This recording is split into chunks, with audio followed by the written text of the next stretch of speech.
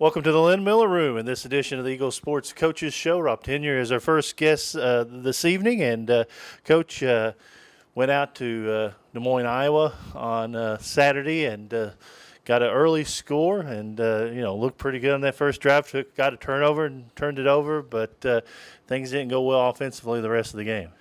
Well, I don't think we played exceptionally well on either side of the football. We started off really well. Got a turnover on the first possession defensively.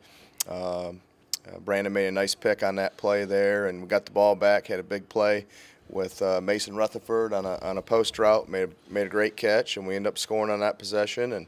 And then we just couldn't get anything going after that. It was a disappointing outing, and didn't feel like we played well enough in the second half at all in the football game.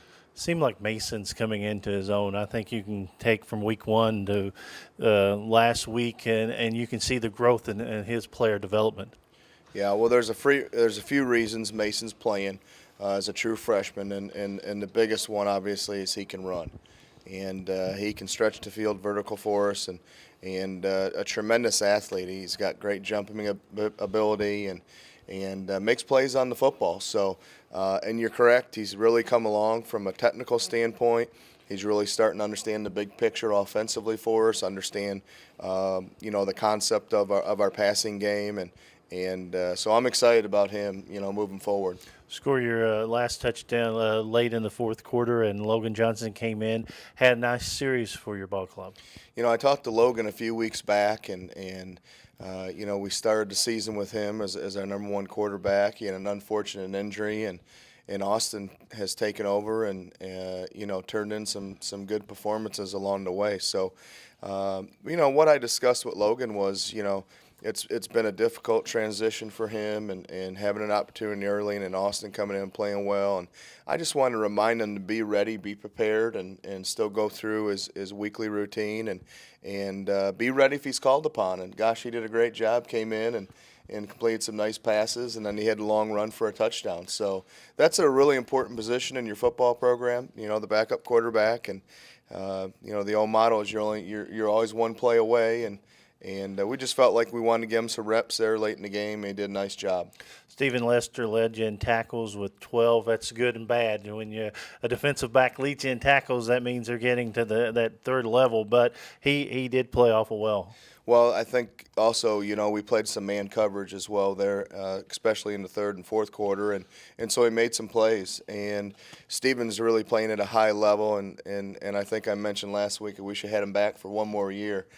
Because this has been his breakout year. He's playing really well for us, playing hard. He's practicing well, and he's also given us leadership, in the locker room and on the practice field. So on the back end, we've got some guys playing at a high level. John Coleman's playing really well, and some other guys really stepping up in the defensive backfield. Last road game, you closed 3 straight games at home, and it's going to be good to be at Jane Stadium because we've had some great support here this year. We have, and we hopefully that will continue here. We play some really good football teams, and we're playing 2 teams back to back that are in a position to win the Pioneer Football League, and this week everything happened we needed to happen for us to be in contention, and we came up short. So that's disappointing. So now we're in the spoilers role, and we've got a couple home games, and we got a very, very good San Diego team coming in this week. San Diego 5-1 in the PFL. Also Butler's 5-1, Marist 5-1.